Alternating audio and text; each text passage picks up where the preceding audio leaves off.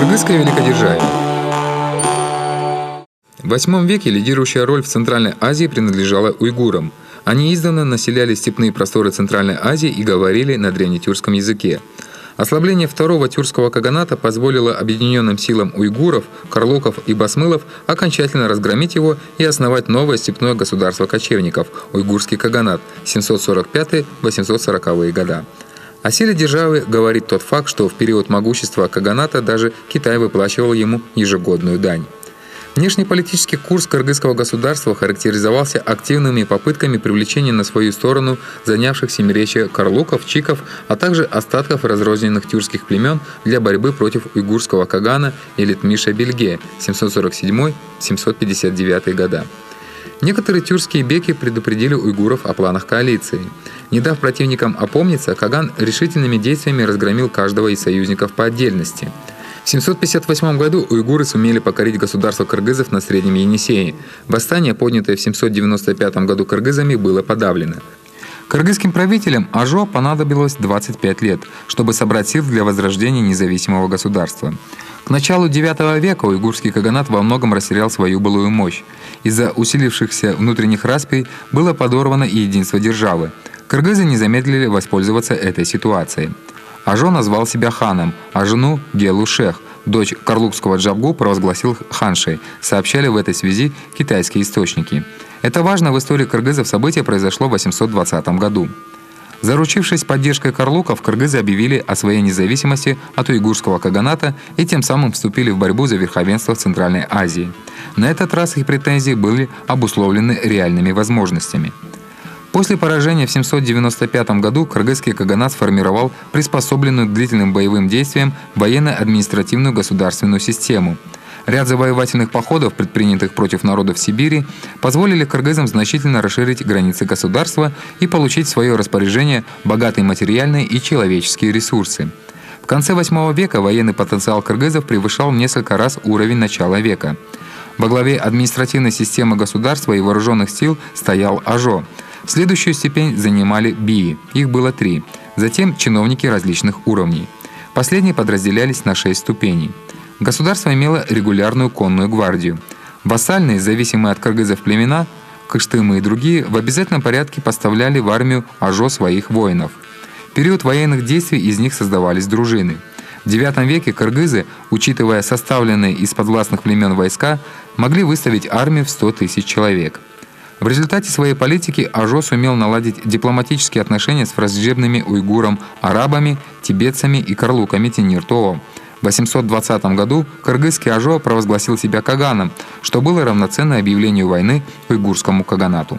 В ответ на дерзкое заявление Ажо уйгуры направили на Енисей карательное войско. Кыргызы разбили его. Война затянулась на 20 лет.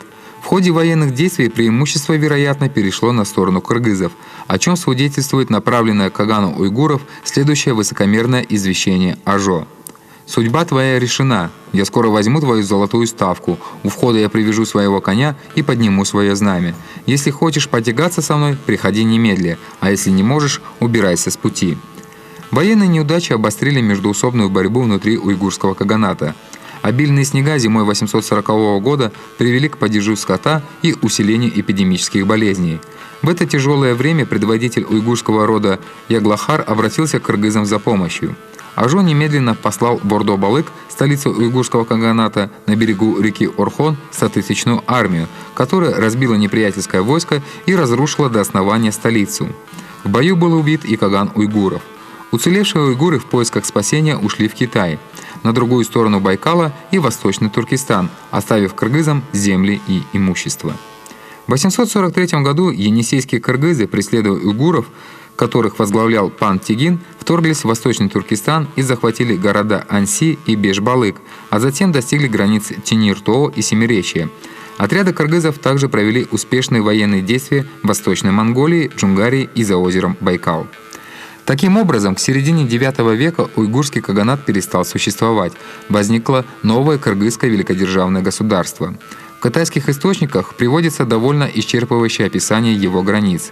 Хягясы, кыргызы, имели сильное государство, равное по величине владениям тюрок, имеется в виду второй тюркский каганат. На востоке оно простирается до озера Гулигань, Байкал. на юге до Тибета, Восточный Туркестан, на юго-западе до Гэлоллу, Семиречье. Северные границы державы доходили до современных городов Томск и Красноярск. Период, когда кыргызы смогли подчинить себе многие просторы Центральной Азии, академик Бартоль с полным основанием назвал эпохой кыргызского великодержавия. В то время его расцвета кыргызы Енисея достигали даже отрогов Тениртоо и оставили здесь следы своего могущества. Вполне вероятно, что часть их осела в указанном регионе. Согласно древней степной традиции, народ, владеющий Кангуем, считался формальным властителем всех кочевников. В свое время такие державы создавали хуны, жуань-жуаны, авары, тюрки, кыпчаки, сеньято, уйгуры, а позже монголы. Численность енисейских кыргызов в тот период резко возросла.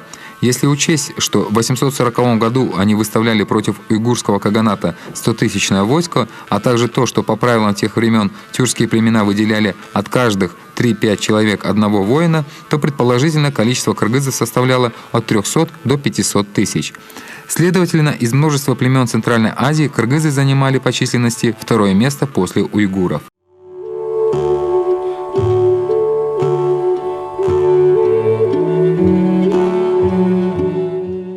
Падение каганата уйгуров, возникновение на его месте кыргызского каганата на Енисее, а также усиление его могущества сыграли важную роль в историческом процессе развития не только кыргызов, но и оказали большое влияние на дальнейшую судьбу других сопредельных племен. Во-первых, надолго прекратились длительные междоусобные войны и распри внутри уйгурского каганата, что создало благоприятные условия для развития кыргызского великодержавия. Во-вторых, кыргызское великодержавие стало надежным заслоном северных и западных границ Танской империи. Местные племена были избавлены от постоянных набегов со стороны уйгуров. И в-третьих, новые условия способствовали развитию, консолидации и укреплению кыргызского этноса. Целый ряд небольших племен влились в состав кыргызских. Например, часть сартов, представителей проживавших в джунгарском регионе тюркских племен, ассимилировалась с кыргызами и образовала племя сарт. Часть татар, мантыгов и ногоев, связанная общими предками с монголами, вошла в состав кыргызского племени 60 родов. Таким образом, эпоха возвышения кыргызского каганата на Енисее – время формирования феодальных отношений, в недрах которого зарождались основы современной кыргызской нации.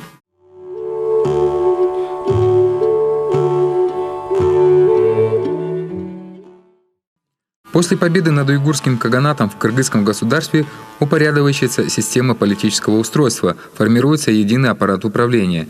Письменные сведения на древнем кыргызском языке, оставленные на каменном памятнике Суджи, позволяют предположить, что кыргызского кагана нарекли символическим именем Манас для того, чтобы он одержал победу над уйгурским правителем. Великой державой кыргызов правил Каган. В средние века этот титул был принят главами государств многих тюркских народов. В его руках была сосредоточена вся политическая, исполнительная и военная власть. Власть Кагана передавалась по наследству – сыну – Тигин, Ханзада, если не было сына – жене, младшим братьям или иналам, племянник по линии дочерей Кагана. Иначе говоря, нравы, обычаи и династические традиции кыргызов во многом были похожи на бытующие у других тюркских народов. Управление государством обеспечила разветвленная сеть государственного аппарата. Вторым должностным лицом являлся буйрук, советник. В его полномочия входили вопросы управления каганатом. Следующими ступенями иерархической лестницы были, соответственно, бойло и ярган. Бойло – судья, выносил приговоры, ярган – судоисполнитель, приводил их в исполнение. В принятии решений по военным правовым вопросам кагану помогали сангуны, жанжуны. Каган, Тигин, Инал, Байрук, Бойла, Ярган и сангуны являлись членами Верховной Ставки Кагана. На местах управления обеспечивали тутуки, тарканы, бии-беки и тютюны. Тутуки осуществляли в округах или больших родовых объединениях так называемое политическое руководство. Ими, как правило, были наследники ханзаада или родственники Кагана. Тарканы, как и тутуки, назначались Каганом и командовали военными силами в регионах или племенах. Тарканы и тутуки отвечали непосредственно перед Каганом за состояние дел в соответствующих регионах, налоги, военные дела и так далее. Бии-беки управляли большими или несколькими малыми родами. Подчиненные биям тютюны управляли мелкими родами, несколькими десятками или сотней семей. Как установлено, в тот период кыргызы имели свою письменность, определенная часть населения обладала грамотой. В X веке значительная группа кыргызской молодежи обучалась в Северном Китае. Наиболее способных, образованных приглашали на придворную службу в другие страны. Сведений о кыргызском государстве XI-XII веков очень мало. Возможно, это связано с тем, что на пути феодалов в поисках наживы, совершавших набеги на южные, более слабые племена соседние владения, стали набиравшие силу монгольские племена. Лишившись легкой возможности обогащения, кыргызские правители усилили эксплуатацию своего народа. Это, в свою очередь, привело к дальнейшему развитию феодальных отношений, углублению междоусобных войн, разъединению военной и гражданской власти. Относящиеся к этому времени письменные источники упоминают лишь о 3-5 небольших владениях кыргызов. Незадолго до установления господства монголов кыргызы имели 2 владения – на Енисее, а также в северных районах Горного Алтая. Их правители носили титул «инал». Но кыргызы и эти земли не смогли сохранить надолго, так как приблизилось опустошительное нашествие монгольских полчищ. Хозяйство. Стратегическим направлением хозяйства кыргызов считали добычу, производство и обработку железа. Поэтому этот промысел имел повсеместное распространение от Саянских до Кузнецких гор и даже в Минусинской котловине. Кроме того, железо выплавляли на песчаных берегах Енисея и его притоков – Абакана и Тувы, поросших пригодными для получения древесного угля породами деревьев. Свидетельство тому – обнаружение археологами множественных следов от плавильных горнов и кузниц. Эти места до сих пор местные жители называются местом, где работали кыргызские кузнецы. Анализ остатков запекшихся сплавов печей и шлаков показал, что руда доставляла сюда с отдаленных расстояний, не менее 100 километров. Из выплавленного железа кыргызские мастера изготовляли тяжелые кинжалы, боевые топорики, булавы, наконечники стрел и копий принадлежности конской сбруи. Наиболее ходовым товаром для обмена и продажи были самые разнообразные наконечники стрел. Кыргызы обеспечивали ими всю Южную Сибирь. Большого мастерства у кыргызов достигло искусство керамики. Особенно широкое распространение получил вид керамической посуды, известный как кыргызская ваза. Письменность. Американский исследователь истории кыргызов Канен Катиснер в своей книге «Языки мира» писал: «Если опираться на известные сведения, следует считать, что самый древний тюркский народ – кыргызы. Их письменные памятники имели место еще 2000 лет назад». Ученые предполагают, что кыргызы Енисея, по крайней мере уже с начала V века, использовали одну из разновидностей письма, основанного на арамейском алфавите времен империи арсакидов. В енисейских письменных памятниках насчитывалось 39 букв, 5 из них гласные. Позднее у кыргызов ее переняло население синего тюркского каганата – уйгуры, бысмылы. Переработанный и дополненный по возможности кыргызский вариант этой письменности назвали енисейской.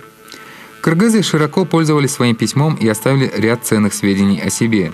Сохранившиеся до наших дней эпитафии, надмогильные написи на камнях, обнаруженные в Орхонской долине, памятники Культигину, Бельге-Кагану, Тон-Йокуку, Барсбеку и другие зафиксировали бесценные исторические события и даты.